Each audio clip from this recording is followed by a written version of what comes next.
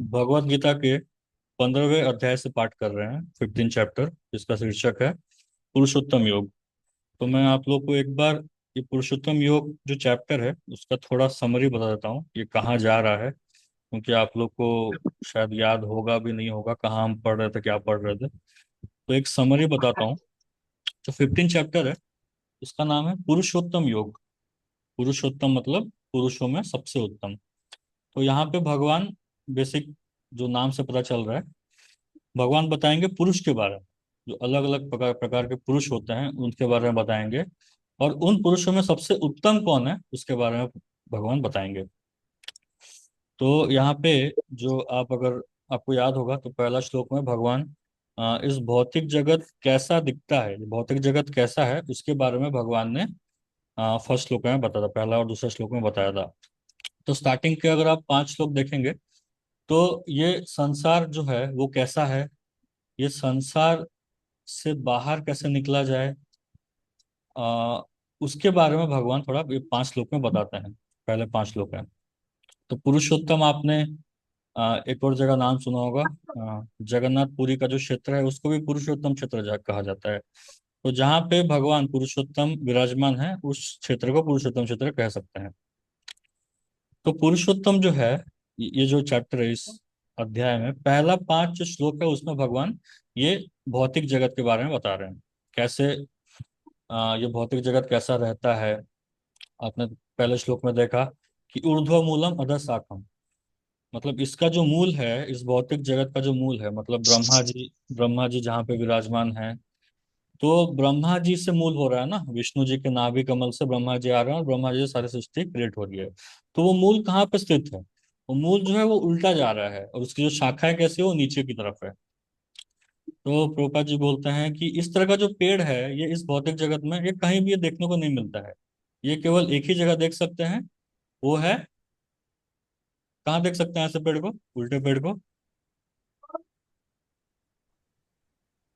People का पेड़। अश्वत्थ।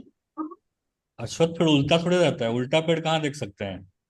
भौतिक पानी के अंदर जगत तुझे हाँ, बिंब बिंब में। रिफ्लेक्शन, पानी पानी के अंदर। पानी हाँ, पानी के पानी में। पानी में, करेक्ट। तो इसका मतलब ये है कि पानी में हम जो देखते हैं वो क्या है, वह परछाई है। तो ये जो भौतिक जगत भी है वो परछाई है, वो आध्यात्मिक जगत का परछाई है या प्रतिबिंब है। ये रियल नहीं है, हम इसको रियल मान बैठते हैं लेकिन रियल नहीं है। जैसे एक कुछ ऐसे कुछ बच्चे ड्रामा करते हैं, इसी श्लोक के ऊपर ड्रामा किया जाता है कि एक आदमी है, वो देख रहा है पेड़, आम का पेड़ है, वो आम के फल को पानी में देख रहा है, और वो फल को देख करके वो पानी में छलांग मार रहा है। तो उसको फल तो नहीं मिल रहा है, उल्टा डूब जा रहा है। तो बार बार ऐसा हो रहा है, हम हमें वो फल दिख रहा है, हमें लगता है कि वो फल है, इस भौतिक जगत में वो सुख है हमें दिखता है, तो वो सुख के पीछे भागते हैं। तो वो सुख तो मिलता नहीं है, उल्टा हमारे सुख के पीछे भागते भागते हमारी मृत्यु हो जाती है। तो बार बार वो फल के पीछे भागते हैं, डूबते रहते हैं, फल के पीछे भागते हैं, डूबते रहते हैं। तो वो फल अगर हमें सच में चाहिए, हमें कहाँ जाना पड़ेगा, हमें आध्यात्मिक जगत में जाना पड़ेगा, हमें स्पिरिचुअल वर्ल्ड में जाना पड़ेगा। तब जाकर वो असली फल हमें मिलेगा। तो ये जो है इससे बाहर निकलने का तरीका क्या है, उसमें 5वें श्लोक में आप देखिए भगवान बताते हैं, निर्माण मोह जित संग दोषा। निर्माण, किसी प्रकार का मान नहीं होना चाहिए, मोह से मुक्त होना चाहिए।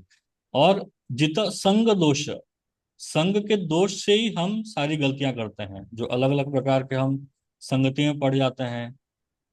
तो उस संग के दोष की वजह से हम गलतियां करते हैं, तो वो संग दोष से, दोष को हमें जीतना है, उसके ऊपर उठना है। आध्यात्म नित्य विनिवृत्त काम है, जो आध्यात्म है वो नित्य है, उसके हिसाब से हमें कार्य करना है। तो ऐसा जो व्यक्ति सोचता है वो आध्यात्मिक जगत में जा सकता है।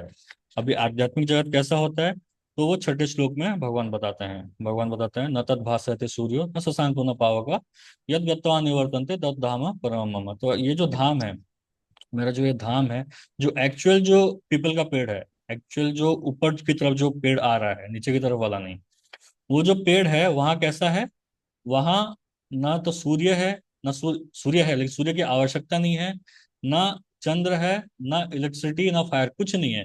वहां स्वयं ही प्रकाशवान है, भगवान का जो धाम है वो स्वयं ही प्रकाशवान है। तो फिर उसके बाद ये आध्यात्मिक जगत के बारे में थोड़ा भगवान बताते हैं। उसके बाद भगवान बताते हैं कि जो मेन हम इस भौतिक जगत में एक शरीर से दूसरे शरीर में जा रहे हैं, उसका जो मेन माध्यम है जिसके जरिए हम जा रहे हैं एक से दूसरे, वो है मन। हमारे मन की वजह से ही हमारे मन हमको अलग अलग शरीर में लिए जा रहा है, एक के बाद एक दूसरे से शरीर में। हम किस लिए जा रहे हैं? हम अपने मन की वजह से जा रहे हैं।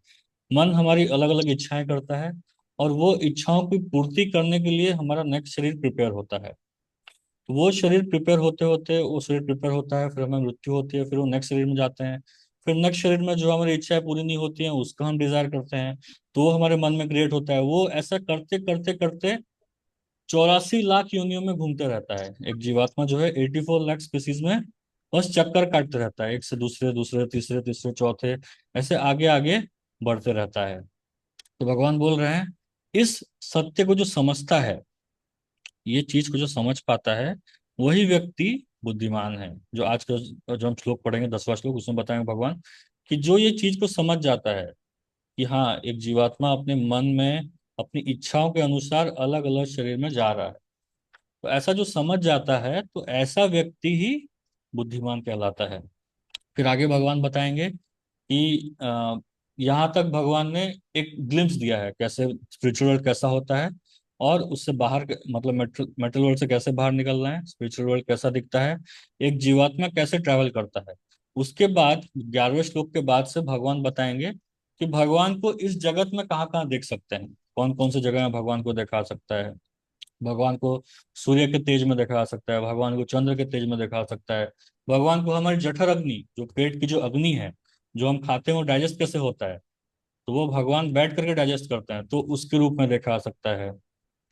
फिर भगवान बताएंगे कि एक व्यक्ति जो याद करता है, वो याद करने की शक्ति मुझसे आती है, जो भूलता है वो भूलने की शक्ति मुझसे ही आती है। अगर हम कुछ भूलते हैं तो वो भगवान द्वारा ही भुलाया जा रहा है।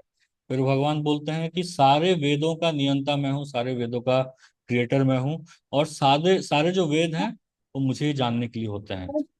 फिर धीरे धीरे धीरे भगवान अंत में बताते हैं, भगवान दो तरह के जीवात्मा के बारे में बताएंगे, एक है क्षरा, एक है अक्षरा। मतलब जो फॉलिबल है, जो जीवात्मा है, बद्ध आत्मा है, जो हम हैं, और एक नित्य सिद्ध आत्मा जो मुक्त आत्मा है, अक्षर, क्षरा अक्षर। ये दो प्रकार के पुरुष होते हैं। इसके ऊपर भगवान बोलते हैं मैं हूं। भगवान क्लियरली बोलेंगे। जो कुछ लोग बोलते हैं ना कि मरने के बाद, सिद्ध होने के बाद हम भगवान बन जाएंगे, तो भगवान यहाँ क्लियरली बोलेंगे। देखिएगा आप 17-18 श्लोकों में भगवान क्लियरली बताएंगे, 17-18 श्लोक में, कि मैं ये दोनों से अलग हूं, मैं ये दोनों से उत्तम हूं, आई एम अबव दिस। तो भगवान क्लियरली बोलते हैं, इसमें और कोई तर्क करने का विषय ही नहीं रह जाता है।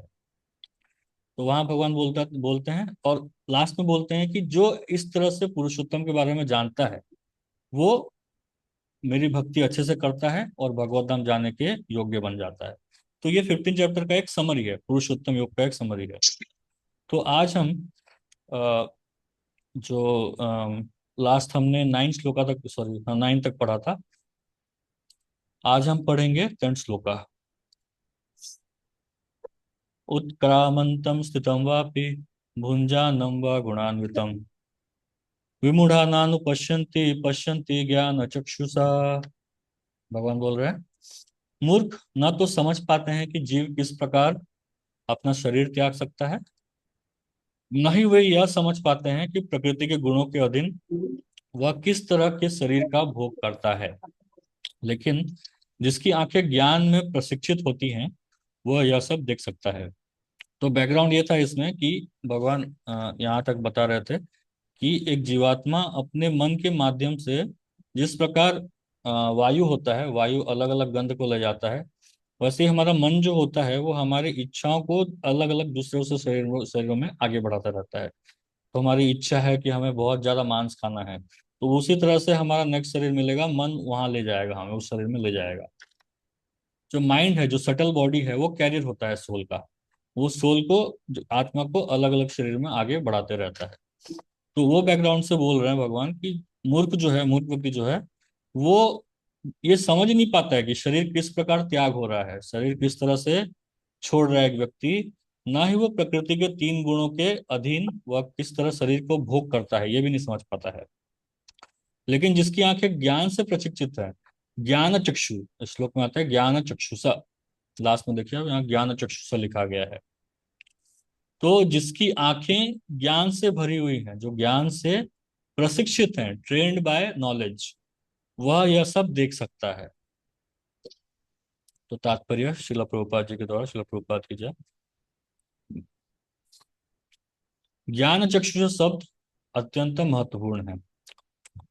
बिना ज्ञान के कोई न तो यह समझ सकता है कि जीव इस शरीर को किस प्रकार त्यागता है, न ही यह कि वह अगले जीवन में कैसा शरीर धारण करने जा रहा है, अथवा यह कि वह विशेष प्रकार के शरीर में क्यों रह रहा है। तो बिना ज्ञान के, तो ये असली ज्ञान है जो हम बोलते हैं कॉलेज में, हमें स्कूल में जो ज्ञान दिया जाता है वो इंफॉर्मेशन है, वो नॉलेज नहीं है। ज्ञान मतलब डिस्टिंग्विशन बिटवीन मैटर एंड स्पिरिट, जड़ और चेतन वस्तु के बीच में जो डिस्टिंग्विश करता है उसी को ज्ञान कहा जाता है। तो ज्ञान के बिना एक व्यक्ति ये भी नहीं समझ सकता है कि वो किस प्रकार अपने शरीर को छोड़ता है, वो किस प्रकार इस शरीर में रह रहा है, एक विशेष उसे इस तरह का शरीर क्यों मिला हुआ है, उसमें क्यों रह रहा है, और उसका अगला शरीर कैसा होगा। तो बिना ज्ञान के वो ये जान नहीं सकता है। इसलिए इसके लिए पर्याप्त ज्ञान की आवश्यकता होती है, जिससे प्रामाणिक गुरु से भगवत गीता तथा अन्य ऐसे ग्रंथों को सुनकर समझा जा सकता है। तो उस ज्ञान को प्राप्त करने का माध्यम एक ही है, प्रामाणिक गुरु से श्रवण करना। जो इन बातों को समझने के लिए प्रशिक्षित है वह भाग्यशाली है। प्रत्येक जीव किन्हीं परिस्थितियों में शरीर त्यागता है, जीवित रहता है और प्रकृति के अधीन होकर भोग करता है। फलस्वरूप वह इंद्रिय भोग के भ्रम में नाना प्रकार के सुख दुख सहता है। ऐसे व्यक्ति जो काम तथा इच्छा के कारण निरंतर मूर्ख बनते रहते हैं, अपने शरीर परिवर्तन तथा विशेष शरीर में अपने वास को समझने की सारी शक्ति खो बैठते हैं। वे इसे नहीं समझ सकते, किंतु जिन्हें आध्यात्मिक ज्ञान हो चुका है वे देखते हैं कि आत्मा शरीर से भिन्न है और यह अपना शरीर बदलकर विभिन्न प्रकार से भोगता रहता है। ऐसे ज्ञान से युक्त व्यक्ति समझ सकता है कि इस संसार में बद्ध जीव किस प्रकार कष्ट भोग रहे हैं। अतएव जो लोग कृष्ण भावनामृत में अत्यधिक आगे बढ़े हुए हैं, वे इस ज्ञान को सामान्य लोगों तक पहुंचाने में प्रयत्नशील रहते हैं, क्योंकि उनका बद्ध जीवन अत्यंत कष्टप्रद है। उन्हें इसमें से निकलकर कृष्ण भावनामृत होकर आध्यात्मिक लोक में जाने के लिए अपने को मुक्त करना चाहिए। तो यहाँ पे बताया जा रहा है, प्रभुपाद जी क्लियरली बोल रहे हैं कि आध्यात्मिक ज्ञान जो है वो बहुत आवश्यक है। भौतिक भौतिक ज्ञान तो बहुत लोग होते हैं, बहुत लोगों के पास बहुत ज्यादा भौतिक ज्ञान होता है, बड़े बड़े पीएचडी भी कर लेते हैं, बड़े बड़े स्कॉलर बन जाते हैं, लेकिन फिर भी वो जीवन के कष्टों से ऊपर उठ नहीं पाते हैं। क्यों नहीं उठ पाते हैं? क्योंकि उनको सच में ज्ञान चक्षु नहीं है। एक्चुअली जो उनकी आंखें हैं उनमें ज्ञान नहीं है, बस इंफॉर्मेशन भरा हुआ है कि ऐसा है, ऐसा है, ऐसा है, बस इतना है। वो इससे कैसे बाहर निकलना है, हम कैसे इस शरीर में वास कर रहे हैं, इस शरीर में मृत्यु के बाद तो कोई बोलता ही नहीं है, मृत्यु के बाद का ज्ञान किसी के पास है ही नहीं, और कोई जानना भी नहीं चाहता है। क्योंकि लोग सोचते हैं कि हाँ, हम जिंदगी भर हम जिंदा रहेंगे।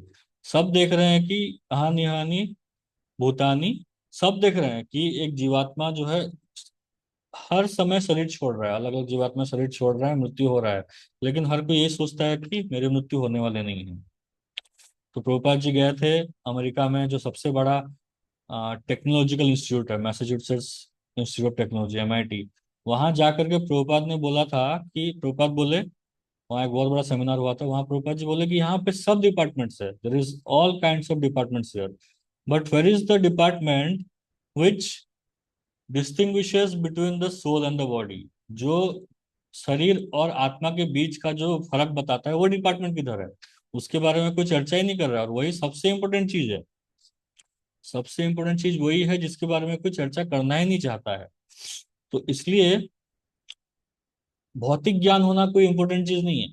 हम बहुत बड़ा ज्ञानी हो जाएं, लेकिन हम अपने जीवन से हार जाएंगे।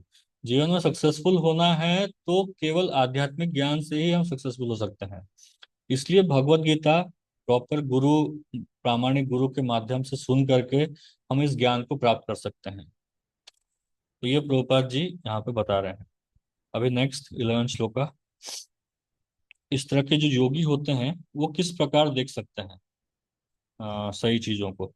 यतन्तो योगिनश्चैनं पश्यन्ति आत्मा अवस्थितम्, यतन्तो अपि कृतात्मानो नैनं पश्यन्ति अचेतसा। तो आत्मा साक्षात्कार को प्राप्त प्रयत्नशील योगी जन यह सब स्पष्ट रूप से देख सकते हैं। समझ रहे हैं? आत्मा साक्ष जो सेल्फ रियलाइजेशन की ओर बढ़ रहा है, को प्राप्त प्रयत्नशील योगी जन यह सब स्पष्ट रूप से देख सकते हैं। तो हम जब प्रयत्न कर रहे हैं तो भी ये सबको हम देख सकते हैं, ऐसा नहीं कि सिद्ध आत्मा होना जरूरी है। जो व्यक्ति प्रयत्न कर रहा है, आत्मा साक्षात्कार के लिए प्रयत्न कर रहा है, तो ऐसा योगी भी ये सारी चीजों को स्पष्ट रूप से देख सकता है। लेकिन जिनके मन विकसित नहीं है और जो आत्म साक्षात्कार को प्राप्त नहीं है, वे प्रयत्न करके भी यह नहीं देख पाते कि क्या हो रहा है। मतलब ऐसे जो लोग हैं जिनको आध्यात्म का कोई ज्ञान नहीं है, शरीर और आत्मा का कोई ज्ञान नहीं है, ऐसे लोग हमेशा कंफ्यूज रहते हैं। वो आंसर खोज रहे हैं, वो पूछ रहे हैं कि ऐसा मेरे साथ क्यों हो रहा है, ऐसा उसके साथ क्यों हुआ, ऐसा क्यों हो रहा है, सब पूछ रहे हैं, लेकिन उसका कोई आंसर उनको नहीं मिल रहा है। वो कुछ भी देख नहीं सकते हैं। क्यों? क्योंकि उनको आत्म साक्षात्कार में कोई रुचि नहीं है। तात्पर्य कोई पढ़ेंगे? हरे कृष्ण प्रभु जी, दंडवत प्रणाम। हाँ पढ़िए माता जी। तात्पर्य श्रील प्रभुपाद की जय। अनेक योगी आत्मा साक्षात्कार के पद पर होते हैं, लेकिन जो आत्मा साक्षात्कार को प्राप्त नहीं है, वही ये नहीं देख पाता है कि जीवन के शरीर के कैसे कैसे परिवर्तन हो रहे हैं। इस प्रसंग में यो योनि शब्द महत्वपूर्ण है। आजकल ऐसे अनेक तथाकथित योगी हैं और योगियों के तथाकथित संगठन है, लेकिन आत्म साक्षात्कार के मामले में वे शून्य हैं। वे केवल कुछ आसानों में व्यस्त रहते हैं, और यदि उनका शरीर सुगठित तथा स्वस्थ हो गया तो वे संतुष्ट हो जाते हैं। उन्हें इसके अतिरिक्त कोई जानकारी नहीं रहती है। वे यतत्सो य- यतन तो अपेक्षित आत्मा। यतत्वात्मान हाँ, यतत्व यतत्मान कहलाते हैं। यद्यपि वे तथाकथित योग पद्धति का प्रयास करते हैं, लेकिन वे स्वरूप प्रसिद्ध नहीं हो पाते। ऐसे व्यक्ति आत्मा के देहांतर को नहीं समझ सकते। केवल वे ही सभी बातें समझ पाते हैं जो सचमुच योग पद्धति में रमते हैं, और जिन्हें आत्मा, जगत तथा परमेश्वर की अनुभूति हो चुकी है। दूसरे शब्दों में, जो भक्ति योगी है वे ही समझ सकते हैं कि किस प्रकार से सब कुछ घटित होता है। हरे हाँ, कृष्ण। तो यहाँ देखिए प्रभुपाद जी कितना सुंदर बता रहे हैं कि बहुत सारे योग संस्थान हैं। मतलब एक्चुअल में देखा जाए तो इस संसार में बहुत सारे योग संस्थान हैं, लेकिन उनका बस कंसर्न ये रहता है कि कैसे इस भौतिक शरीर को अच्छा रखा जाए। तो भौतिक शरीर को अच्छा रखने से क्या होगा? एंजॉयमेंट करने की टेंडेंसी और बढ़ेगी, और हम और अच्छे से इस भौतिक जगत को एंजॉय करने का प्रयास करेंगे। तो मेन मसला तो सॉल्व ही नहीं हुआ, मेन जो प्रॉब्लम था तो सॉल्व ही नहीं हुआ। तो ऐसे योग संस्थानों का कोई मतलब नहीं है। ये बस एक दूसरा तरीका है जो साइंटिस्ट बोल रहे हैं कि कैसे हमें अपना जीवन बढ़ाना है, कैसे हमें भौतिक आसक्ति बढ़ानी है, कैसे हमें एंजॉय करना है। ये बस एक दूसरा स्वरूप है। वो जो योग संस्थान है जो दिखाते हैं, जो ऊपर से लगता है कि हाँ ये आध्यात्मिक संस्थान है, लेकिन ये वही चीज करा रहे हैं। घूम फिर करके वही भौतिक चीजों के प्रति हमारी आसक्ति बढ़ा रहे हैं। हम अपने शरीर के प्रति, शरीर को बहुत ज्यादा फिट करने के पीछे भागेंगे, तो और क्या होगा? शरीर के प्रति आसक्त हो जाएंगे, और क्या होगा? उसको और ज्यादा दूसरे तरीके से हम भोग में लगाएंगे। कोई बाहर कोई बहुत ज्यादा जंक फूड खाता है, हम दूसरे तरीके से योग, ये जो योगा करते हैं बहुत ज्यादा योगा के पीछे भागते रहते हैं, ये अपना फिट बॉडी को दिखाने के पीछे भागते रहेंगे। तो ये एक तरह से और ज्यादा भौतिकता में फंसने की तरह हो गया। और ज्यादा व्यक्ति भौतिकता में फंसते जा रहा है, फंसते जा रहा है, फंसते जा रहा है। तो इसलिए ऐसे योग, योग का एक्चुअल अर्थ है, योग मतलब प्लस। योग होता है ना, युक्त योग बोलते हैं। तो योग मतलब प्लस, मतलब हमारे जीवन में भगवान का एडिशन। तो भगवान को ऐड करना है। और भगवान का पिक्चर ही नहीं है। जितने भी योग संस्था हैं अलग अलग योग बोलते हैं, ये योग वो योग, उसमें भगवान को भी पिक्चर ही नहीं आता है, बस शरीर के बारे में ही सोच रहे हैं। पुरुषोत्तम योग मतलब पुरुषोत्तम को अपने साथ जोड़ना, भगवान पुरुषोत्तम को अपने साथ जोड़ना। तो ये जो योग है, एक्चुअल योग वही है जिसमें एक व्यक्ति आत्मा साक्षात्कार के बारे में सोच रहा है कि मैं कौन हूँ, भगवान कौन है, मेरा भगवान के साथ क्या संबंध है, मैं ये शरीर नहीं हूँ, मैं ये शरीर से अलग हूँ। तो ऐसा योगी ही सब चीजों को ठीक ठाक देख सकता है। नहीं तो बाकी तो ऐसे बहुत सारे योगी हैं, बहुत सारे ऐसे बुद्धिजीवी हैं जो घूम फिर करके या तो बिजनेस करेंगे, भले अपने को बड़े बड़े योगी दिखाते हैं, या तो बिजनेस करेंगे, या तो हॉस्पिटल खोलेंगे, या तो फिर ऐसा पॉलिटिक्स में घुस जाएंगे। बस यही चलते रहेगा। आत्म साक्षात्कार में कोई आगे नहीं बढ़ेगा।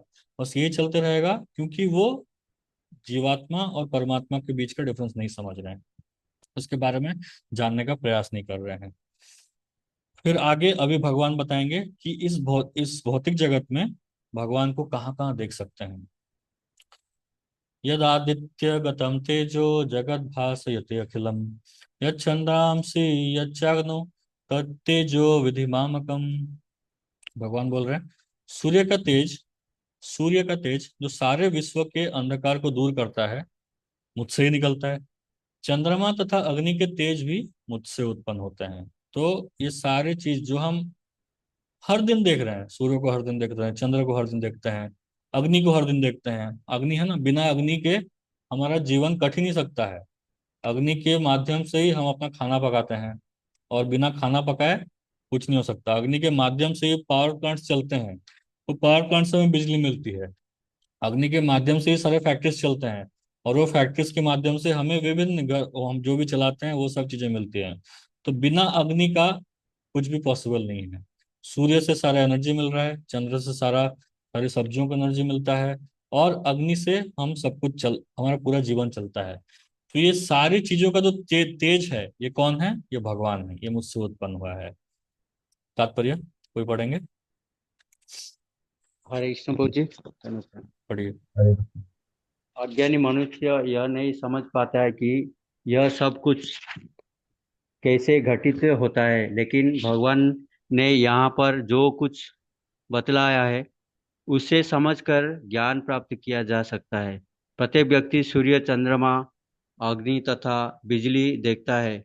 इसे यह समझने का प्रयास करना चाहिए कि चाहे सूर्य का तेज हो या चंद्रमा, अग्नि अथवा बिजली का तेज, ये सब भगवान से ही उद्भूत है।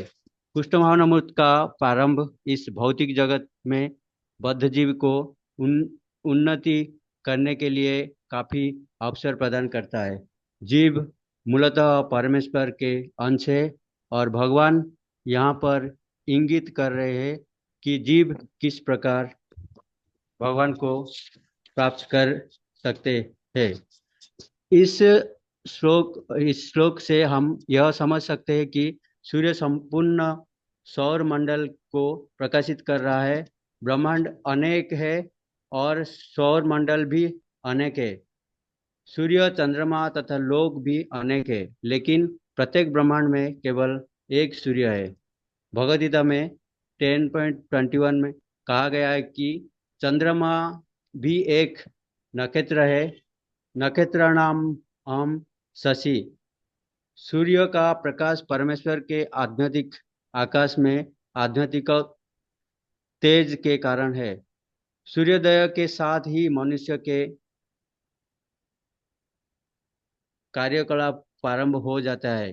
वे भोजन पकाने के लिए अग्नि जलाते हैं, और फैक्ट्रियां चलाने के लिए भी अग्नि जलाते हैं। अग्नि की सहायता से अनेक कार्य किए जाते हैं। अतएव सूर्योदय, अग्नि तथा चंद्रमा की चांदनी जीवों को अत्यंत सुहावने लगते हैं।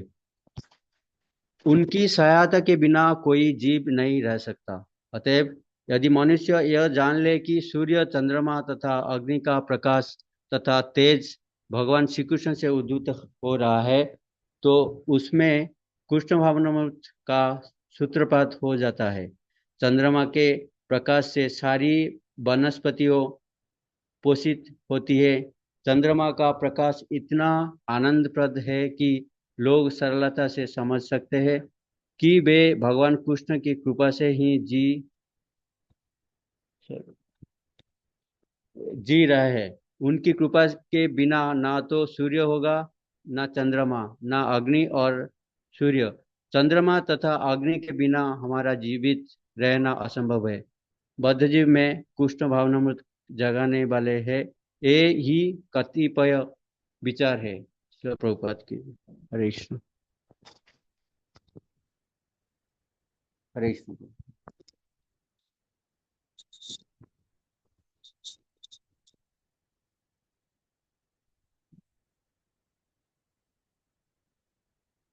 हरे कृष्ण।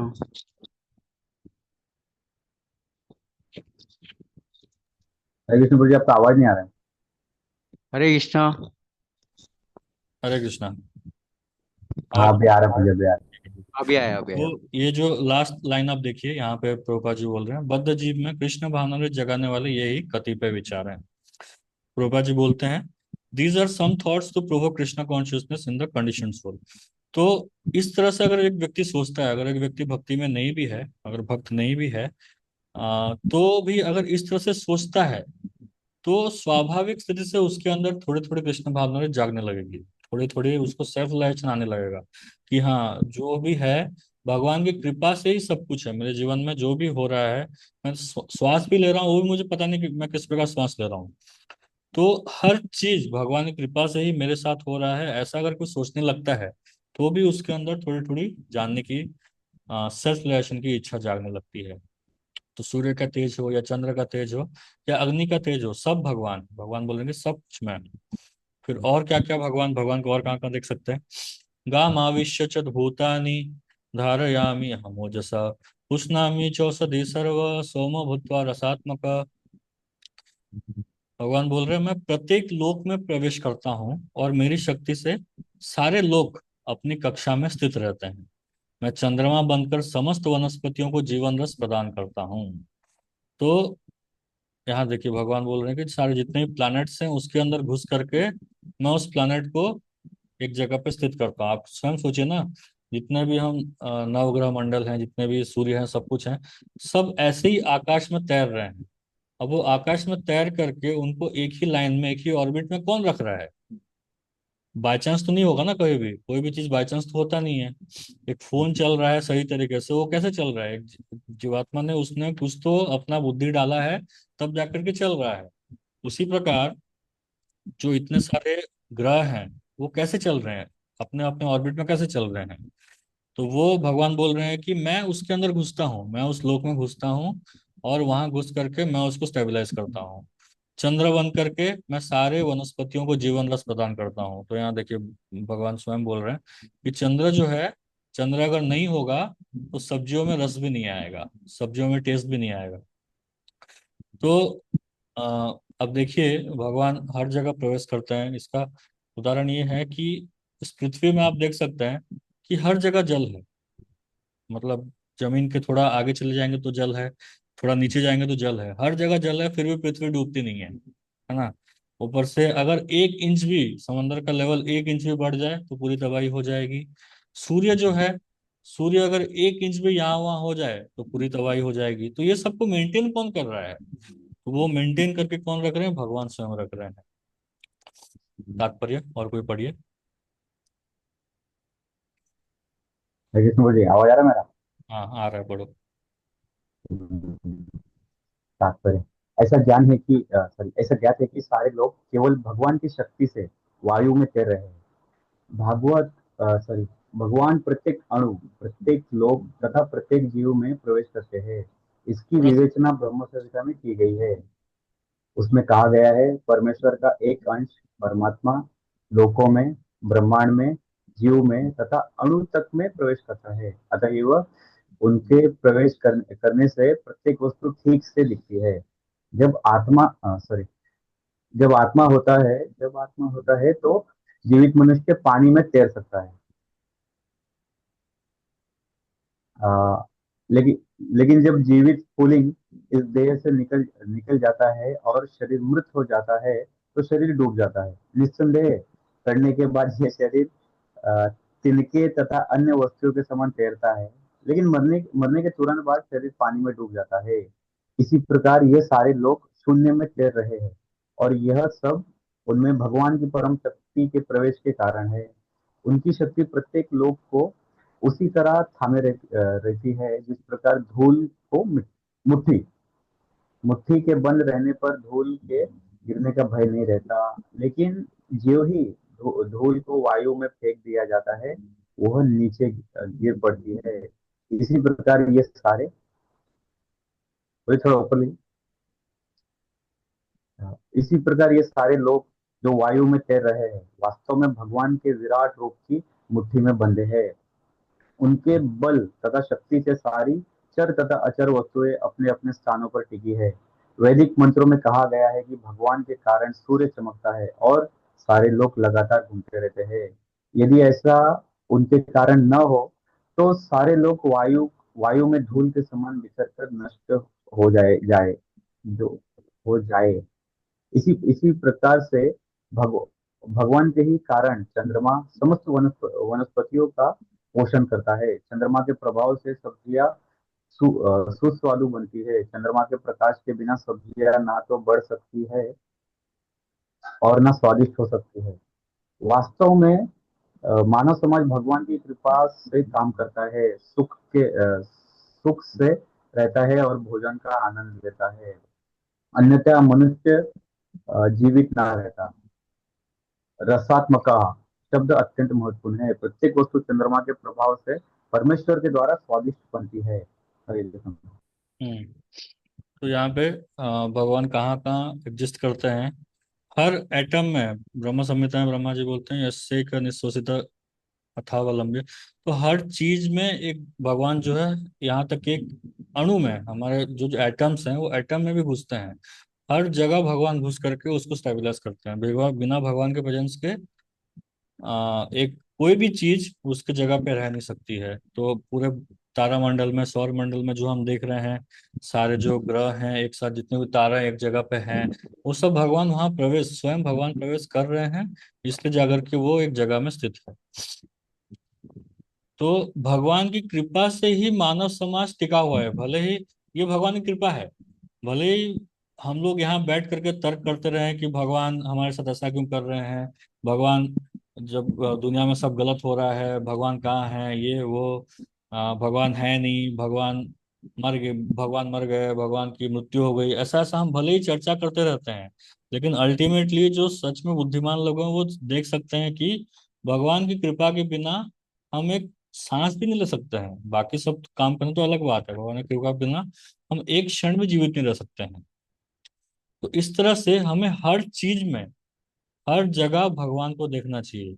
जितना ज्यादा हम भगवान को देख पाएंगे, मतलब जितना ज्यादा हम मैं छोड़ करके तेरा तेरा तेरा, मतलब भगवान आपका आपका आपका जो है आपके कृपा से हो रहा है, ये जब हम देखने लगेंगे उतना ज्यादा हम कृष्ण भावना भावित होंगे और उतना ज्यादा हमको आत्म साक्षात्कार होगा। तो और कहाँ देख सकते हैं भगवान को? नेक्स्ट श्लोक में भगवान बता रहे हैं, अहम वैश्वानरो भूत्वा प्राणिनां देहमाश्रितः प्राणापान समायुक्तम पाचाम्य अन्नम चतुर्विधम। तो भगवान बोल रहे हैं अहम वैश्वानरो भूत्वा, मतलब मैं सारे जीवात्माओं का जठर अग्नि हूँ। पेट का जो अग्नि है वो मैं हूँ। I am the fire of digestion. अहम वैश्वानरो भूत्वा, मैं समस्त जीवों के शरीरों में पाचन अग्नि, वैश्वानर, उसको वैश्वानर कहा जाता है, हूँ। और श्वास प्रश्वास में रहकर चार प्रकार के अन्नों को पचाता हूँ। तो भगवान जो है, तो ये जो ज्यादा दूर जाने की जरूरत नहीं है, सूर्य चंद्र को देखने की जरूरत नहीं है, हम अपने आप को ही देख लेना तो यहाँ यहीं पे हमको भगवान दिख जाएंगे। तो भगवान हमारे शरीर में जठर अग्नि के रूप में विराजमान है। जो भी हम खाते हैं उसको पचाने का काम भगवान करते हैं। अगर हमारे जठर अग्नि ठीक नहीं है तो हम बीमार पड़ जाते हैं। अगर हमारी जठर अग्नि अ, क्षुब्ध हो गई है, अगर वो कम पड़ गई है तो हमें भूख नहीं लगती है। और भगवान बोल रहे हैं कि जो चार प्रकार के खाद्य हैं उनको मैं ही प्राण वायु, अपान वायु, ये सबसे मैं वो सबको डाइजेस्ट करता हूँ। तो तात्पर्य, और कोई पढ़ेंगे तात्पर्य? हरे कृष्णा प्रभु जी, मैं पढ़ूं? हाँ पढ़िए माता जी। तात्पर्य श्रील प्रभुपाद द्वारा श्रील प्रभुपाद की जय। आयुर्वेद शास्त्र के अनुसार अमाशय पेट में अग्नि होती है जो वहां पहुंचे भोजन को पचाती है। जब यह अग्नि प्रज्वलित नहीं रहती तो भूख नहीं जगती, और जब यह अग्नि ठीक रहती है तो भूख लगती है। कभी कभी जब अग्नि मंद हो जाती है तो उपचार की आवश्यकता होती है। जो भी हो, यह अग्नि भगवान का प्रतिनिधि स्वरूप है। वैदिक मंत्रों से भी ब्रह्म बृहदारण्यक उपनिषद 5.9.1 पुष्टि होती है कि परमेश्वर या ब्रह्म अग्नि रूप में अमाशय के भीतर स्थित है और समस्त प्रकार के अन्न को पचाते हैं। अयम अयम अग्निर्वैश्वानरो यो यो यो यो अयमन्तः पुरुषे येनेदम अन्नम पच्यते। चूंकि चूंकि चूंकि भगवान सभी प्रकार के अन्नों के पाचन में सहायक होते हैं, अतएव जीव भोजन करने के मामले में स्वतंत्र नहीं है। जब तक परमेश्वर पाचन में उसकी सहायता नहीं करते, तब तक खाने की कोई संभावना नहीं है। इस प्रकार भगवान ही अन्न को उत्पन्न करते और वे ही पचाते हैं, और उनकी ही कृपा से हम जीवन का आनंद उठाते हैं। वेदांत सूत्र में 1.2.27 भी इसकी पुष्टि हुई है। शब्दादिभ्यो अभ्योन्तः प्रतिष्ठानाच्च। भगवान शब्द के भीतर, शरीर के भीतर, वायु के भीतर तथा यहाँ तक कि पाचन शक्ति के रूप में आमाशय में भी उपस्थित है। अन्न 4 प्रकार का होता है। कुछ निगले जाते हैं, पेय कुछ चबाए जाते हैं, भोज्य कुछ चाटे जाते हैं, लेह्य तथा कुछ चूसे जाते हैं, चौष्य। भगवान सभी प्रकार के अन्नों की पाचक शक्ति है। हरे कृष्णा। हरे कृष्ण। तो ये हम अपने शरीर में भी देख सकते हैं कि भगवान किस प्रकार से हम भगवान के बिना कुछ भी नहीं कर सकते हैं। भगवान के प्रेजेंस के बिना हम कुछ नहीं कर सकते हैं। भगवान यहाँ तक कि जो हम खाते हैं, क्या खा रहे हैं वो तो अलग बात है, लेकिन उसको डाइजेस्ट करना भगवान है। भगवान वो शक्ति दे रहे हैं, तभी जाकर डाइजेस्ट हो रहा है। तो 4 प्रकार के खाने के पदार्थ होते हैं जो हम हर दिन सुबह मंगल आरती में गाते हैं, चतुर्विधासी भगवत प्रसादो। तो 4 प्रकार के हैं, पेय, भोज्य, लेह्य और चोष्य। तो ये चारों प्रकार के जैसे भी हम खाते हैं, उसको भगवान वैश्वानर के रूप में रह करके उसको पचाते हैं। तो ये हो गया भगवान किस प्रकार से इस भौतिक जगत में हमारे आजू बाजू में ही स्थित है, मतलब हमारे शरीर में। और जो हम हर दिन देख रहे हैं, सूर्य चंद्र जिसको हम हर दिन देख रहे हैं, अग्नि, जो हमारे दिनचर्या, यहाँ भगवान बता रहे हैं कि हमारे दिनचर्या में कैसे हम भगवान को देख सकते हैं। फिर नेक्स्ट भगवान बताएंगे कि किस प्रकार याद करने की और भूलने की शक्ति मुझसे ही आती है। सर्वस्य चाहम हृदि सन्निविष्टो मत्त स्मृतिर्ज्ञानम अपोहनम च वेदेश्च सर्वैरहमेव वेद्यो वेदांत कृद्वेद विदेव चाहम। तो यहाँ भगवान बोल रहे हैं, सर्वस्य च अहम हृदय सन्निविष्टो। मैं सभी जीवात्मा के शरीर में निवास करता हूँ। सन्निविष्टो, हृदय में निविष्टो, हृदय में प्रवेश करता हूँ मैं। मत्त स्मृतिर ज्ञानम अपोहनम च। मुझसे ही स्मृति आ रही है, मुझसे ही रिमेम्बरेंस आ रहा है, मेरी वजह से ही ज्ञान, एक व्यक्ति को ज्ञान मिल रहा है। और अपोहनम च, मेरी वजह से ही व्यक्ति भूल पा रहा है। वेदेश्च सर्वेर अहम एव वेद्यो, मतलब वेदेश्च सर्वेर, सारे वेदों से क्या जाना जाता है? अहम एव वेद्यो, सारे वेदों का सार जो है वो मैं हूं, यही जानना वेदों का सार है। वेदांत कृतवेद विदेव चाहम, मैं ही वेदांत लिखने वाला हूँ और मैं ही वेदों को जानने वाला हूँ। भगवान ही अपने बारे में बता रहे हैं। तो ये भगवान यहाँ बता रहे हैं कि स्मृति, जो हम याद करते हैं वो भी भगवान से आ रहा है, जो हम भूल जाते हैं वो भी भगवान से आ रहा है। तो एक विशेष शक्ति है, भूलने की शक्ति जो है ये एक विशेष शक्ति है। ये आप एग्जाम्पल देख सकते हैं कि कई बार ऐसा होता है कि हमारे जीवन में हम किसी से बहुत ज्यादा आसक्त रहते हैं, उसकी मृत्यु हो जाती है, हमें बड़ा कष्ट होता है ना, बहुत कष्ट होता है। लेकिन कुछ ही समय में, कुछ दिनों में या कुछ महीनों में, ज्यादा से ज्यादा 1-2 साल में हम उस व्यक्ति को पूरा भूल जाते हैं। और पूरा भूल करके हमारा जीवन जैसे नॉर्मल चल रहा था वैसे ही चलने लगता है। तो ये शक्ति भगवान दे रहे हैं, ये भूलने की शक्ति भगवान दे रहे हैं, नहीं तो हम जीवन में आगे बढ़ ही नहीं पाएंगे। हम जो एंजॉय करने के लिए आए थे इस संसार में, वो एंजॉयमेंट के लिए आगे बढ़ेंगे ही नहीं। एंजॉय करने के डिजायर से आए थे, तो वो एंजॉय हम कर ही नहीं पाएंगे। तो इसलिए भूलने की शक्ति भी बहुत आवश्यक है। भूलने की शक्ति भगवान प्रदान करते हैं। अगर कोई व्यक्ति को याद आ गया कि मेरा 50 लाख इस व्यक्ति ने लिया था पिछले जन्म में, तो वो इस जन्म में उसके पीछे ही पड़ जाएगा। तो ये कलह कलेश ना हो, इसलिए भगवान हमारे पुराने जीवन को भुला देते हैं, और इस जीवन में हम अच्छे से रह पाए इसलिए हमें वो सब चीज भुला देते हैं। तो भगवान बोल रहे हैं कि मैं प्रत्येक जीव के हृदय में आसीन हूँ, और मुझसे ही स्मृति, ज्ञान तथा विस्मृति होती है।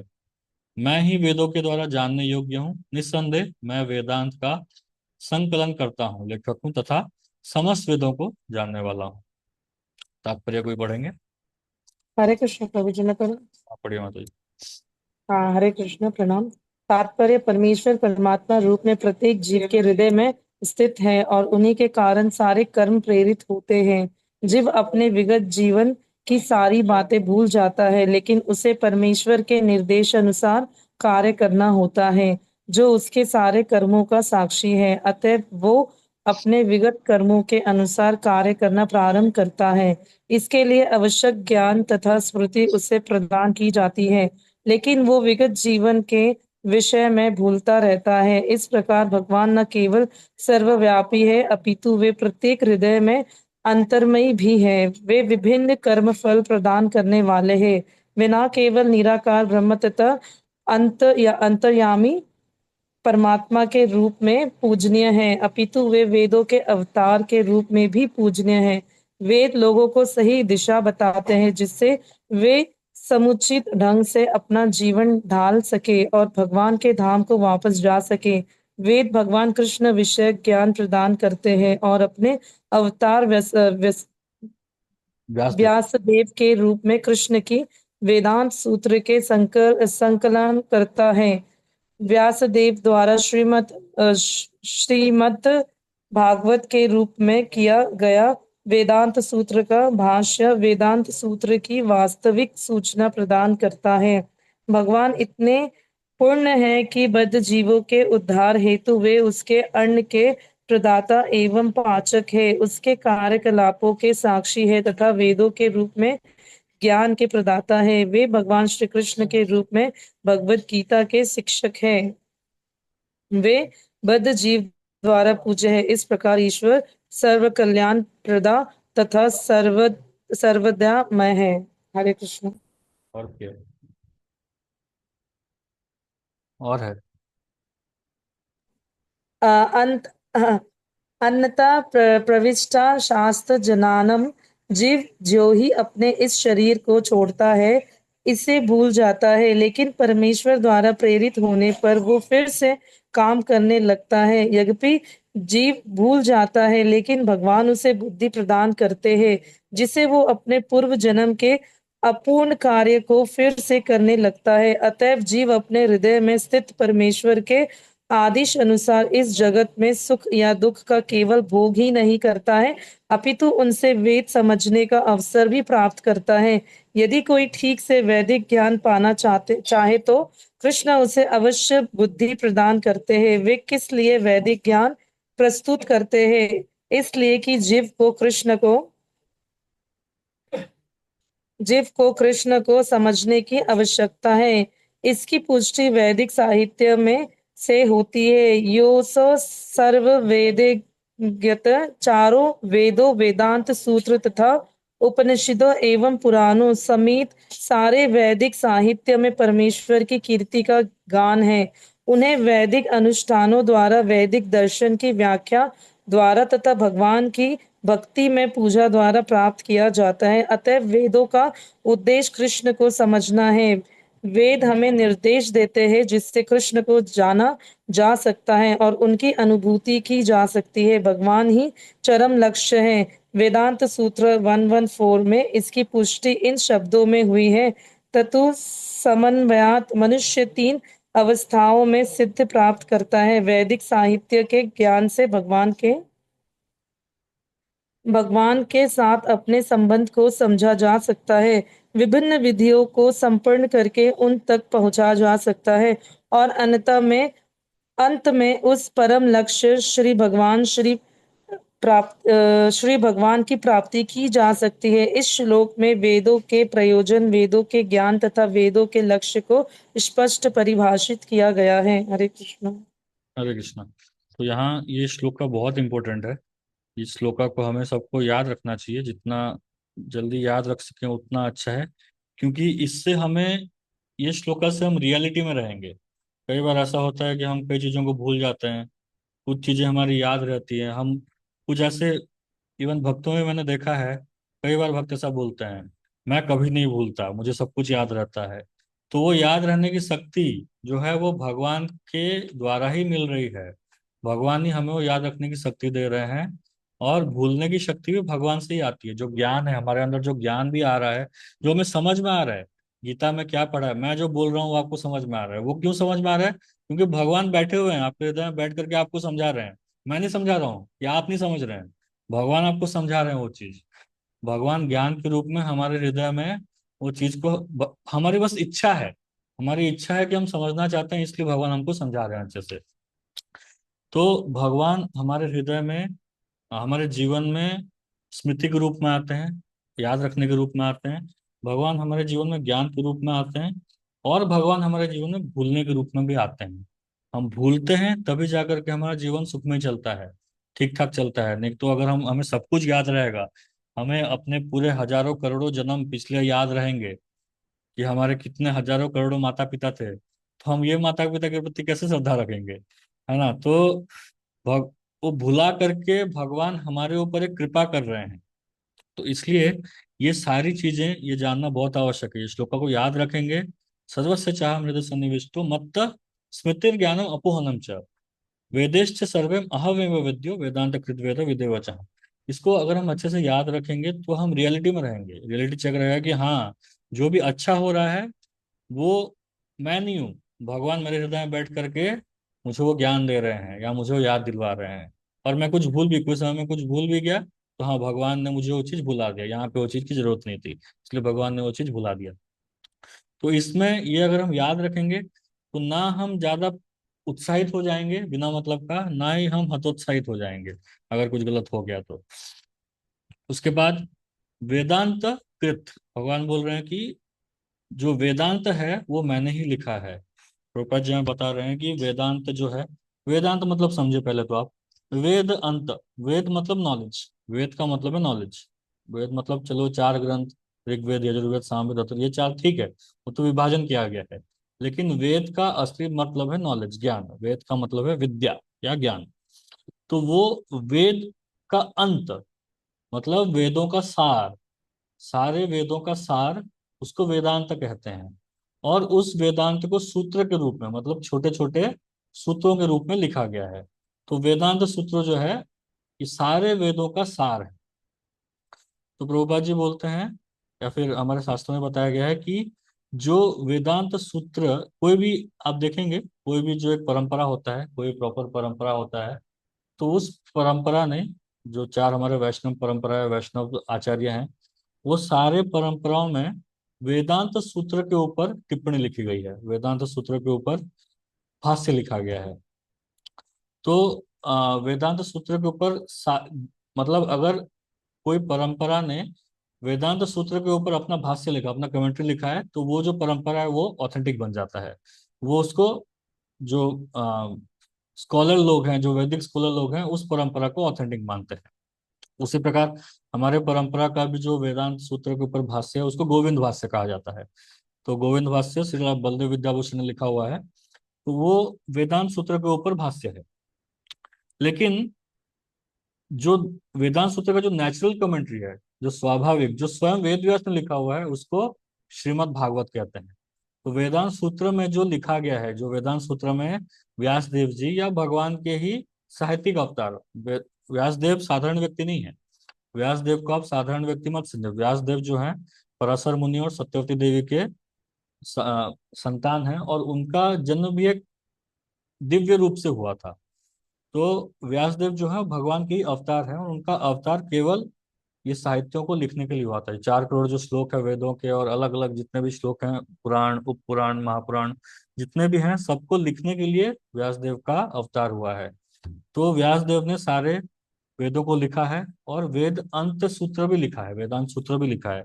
और उसी सूत्र का जो नेचुरल कमेंट्री है, जो व्यासदेव स्वयं बोलते हैं, उसका जो नेचुरल भाष्य है वो है श्रीमद् भागवतम। तो वेदांत सूत्र क्या बोलना चाहता है, सारे वेदों का सार क्या है, वो आपको श्रीमद् भागवतम में मिल जाएगा।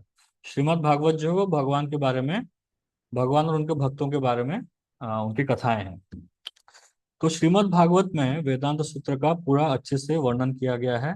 और वेदांत कृत, भगवान बोल रहे हैं कि मैं वेदांत कृत, वेदों को लिखने वाला मैं हूँ। व्यासदेव के रूप में भगवान वेदों को लिखते हैं। फिर आ, वेदेश्च सर्वे अहमेव वेद्यो, सारे वेदों का सार क्या है, सारे वेदों का सार मैं हूँ। अहम एवं वेद्यो, भगवान कृष्ण बोल रहे हैं कि सारे वेदों का जो सार है, सारे वेद पढ़ने के बाद अगर एक व्यक्ति नहीं समझता है कि भगवान कृष्ण ही सार हैं, तो उसका सारा वेद पढ़ना बेकार हो गया। यहाँ भगवान स्वयं बोल रहे हैं, मैं नहीं बोल रहा हूँ, या प्रभुपाद भी नहीं बोल रहे हैं, या कोई आचार्य नहीं बोल रहे हैं, भगवान स्वयं बोल रहे हैं यहाँ पे। अगर सारे वेदों को पढ़ करके अगर वो व्यक्ति समझता नहीं है कि सारे वेदों का सार कौन है, सारे वेद पढ़ने के बाद किसको समझना है, कृष्ण को समझना है, भगवान को समझना है, भगवान कृष्ण को समझना है, ऐसा अगर कोई समझ नहीं पाता है तो उसका सारा वेद पढ़ना नष्ट हो गया। वेदस्ते सर्वेर अहम एवं वेद्यो, मैं सारे वेदों का सार हूँ। अहम वेदांत कृत वेद विद एव चाहम, सारे वेद पढ़ करके मुझे ही जानना है। अलग अलग प्रकार के वेद हैं, अलग अलग प्रकार के पुराण हैं, उपपुराण है, महापुराण है, श्रुति है, स्मृति है, बहुत सारी चीजें हैं। लेकिन सारे पढ़ करके अगर भगवान के बारे में नहीं जान पाए तो फिर वेद पढ़ने का कोई मतलब नहीं रह गया। इसलिए कोई अगर भक्त है, कोई अगर भक्ति में आ गया है, कोई अगर भगवान की भक्ति करने लगा है, तो ऐसा मत सोचिए कि वो व्यक्ति साधारण है। इसलिए हमें विशेष करके वैष्णव अपराध, भक्तों के प्रति अपराध से बचना चाहिए। क्योंकि क्या है, जो व्यक्ति भक्ति में आ गया है, भक्ति करने की इच्छा उसमें जाग गई है, कोई साधारण व्यक्ति नहीं है, वो सब कुछ करके आया है। ज्ञान योग, कर्म योग, अष्टांग योग, सिद्ध योग, हठ योग, जितना प्रकार का योग आप सोच लें, सब कुछ करके आया है वो। सब करने के बाद उसको पता चल गया कि ये सब में कुछ नहीं रखा है, केवल भगवान की भक्ति ही सर्वोपरि है। इसलिए हमें, अगर कोई भक्त बन जाता है तो उसके प्रति विशेष हमें श्रद्धा रखनी चाहिए और विशेष उसके प्रति कोई अपराध नहीं करना चाहिए। और हम भी अगर हम जानने लगे कि हाँ भगवान ही सर्वोपरि है, उनके बारे में जानना ही सर्वोत्तर है, तो ये हमें सोचना चाहिए कि हमारे ऊपर भगवान की विशेष कृपा हुई है, भगवान ने हमारे ऊपर विशेष कृपा किया है, इसलिए हमें उनके बारे में जानने का मौका मिल रहा है। तो ये वेदों का सार है। वेदों को जानने का जो सार है वो कौन है, भगवान कृष्ण है। सारे वेदों से हमें भगवान को ही जानना है, कृष्ण को ही जानना है। सारे वेदों के सार कृष्ण है और वेदों को लिखने वाले भी कृष्ण है। तो हर तरह से कृष्ण कृष्ण कृष्ण ही है, हर तरह से हमको कृष्ण को ही जानना है। कृष्ण ही सर्वोपरि है, कृष्ण को जान जाए तो बाकी कोई चीज हमें जानने की आवश्यकता नहीं है। ये चीज को जो समझ जाएगा वो भक्ति में या वो परम लक्ष्य को बहुत आसानी से प्राप्त कर पाएगा। हरे कृष्णा। तो हम यहीं पे विराम देते हैं। आज तक 15वें श्लोक तक आपको कोई क्वेश्चन तो पूछ सकते हैं। फिर नेक्स्ट जो श्लोक है वहां भगवान बताएंगे क्षर अक्षर। क्षर अक्षर दो प्रकार के जीवात्मा होते हैं, दो प्रकार के पुरुष होते हैं जो एंजॉय करने का प्रयास करते हैं। तो क्षर अक्षर, और उसके ऊपर भगवान स्वयं है, क्षर अक्षर के ऊपर भगवान है। और अंत में बताएंगे कि जाना कि पुरुषोत्तम, जो ये पुरुषोत्तम को जानता है तो वो सर्वविद भजति माम सर्वभावेन भारत, तो वो जो व्यक्ति है वो भगवान को पूजने लगता है, भजन करने लगता है, उनका भजति माम, भगवान को, भगवान की भक्ति करने लगता है। ठीक है, हरे कृष्णा। कोई प्रश्न है?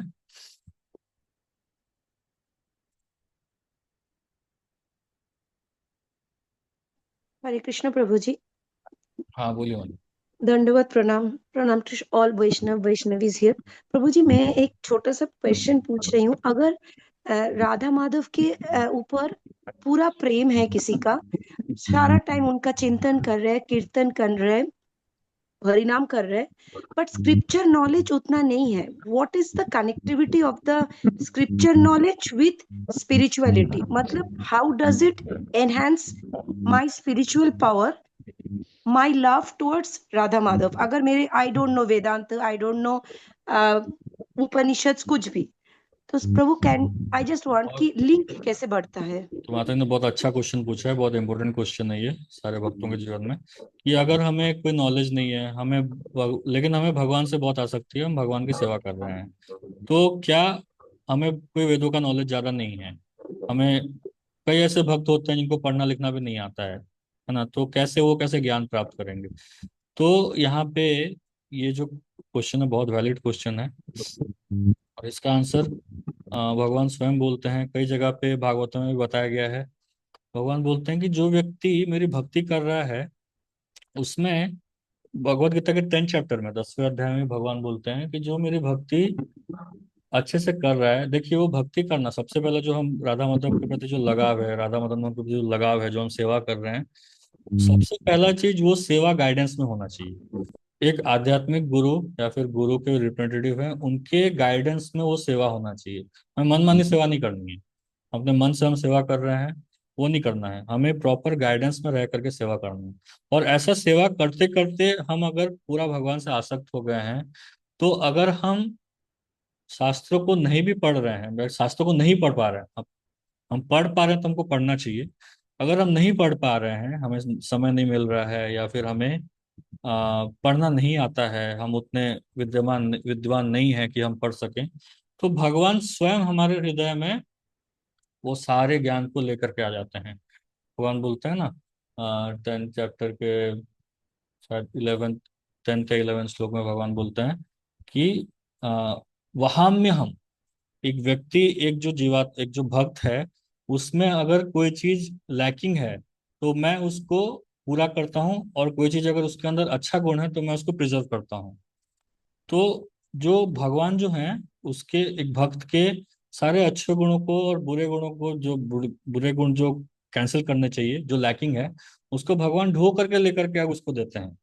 तो ये वो कथा आती है ना, अर्जुन मिश्र की कथा आती है कि उसने एक भक्त थे भगवान के, एक बहुत बड़े आचार्य हुए हैं अर्जुन मिश्रा। वो हमेशा उनको गीता पंडा कहा जाता था, हमेशा गीता पढ़ते थे, गीता के ऊपर प्रवचन देते थे, गीता के ऊपर अपना दिनचर्या करते थे।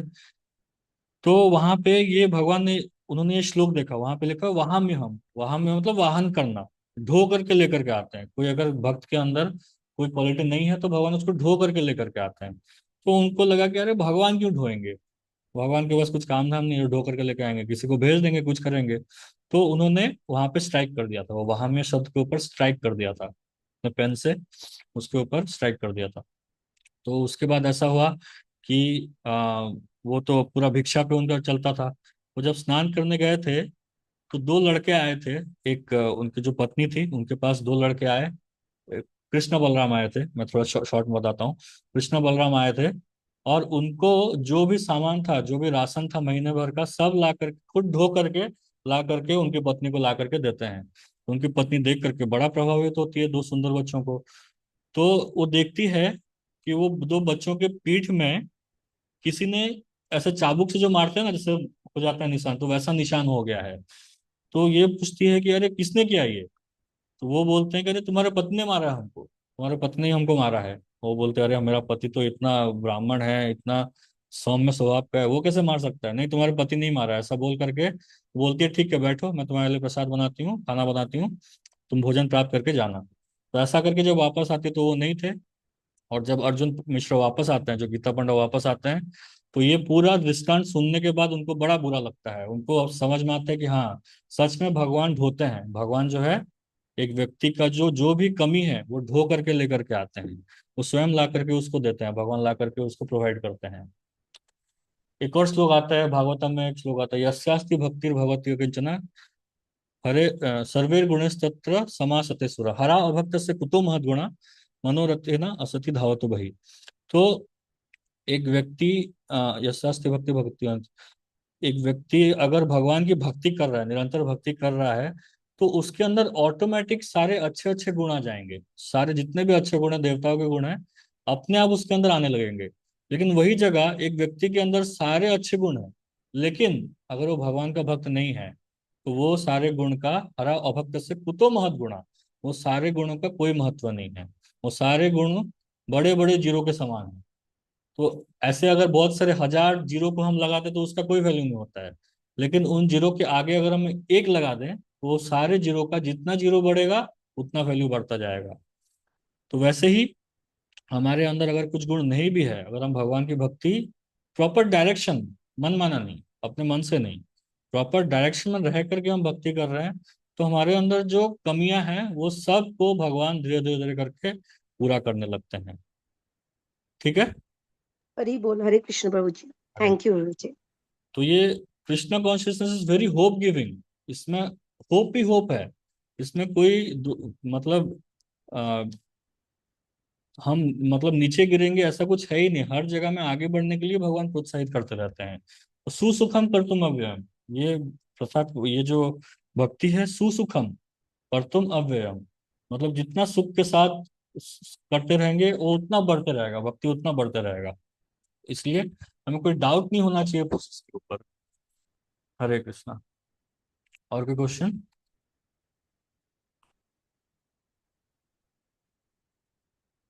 ठीक है।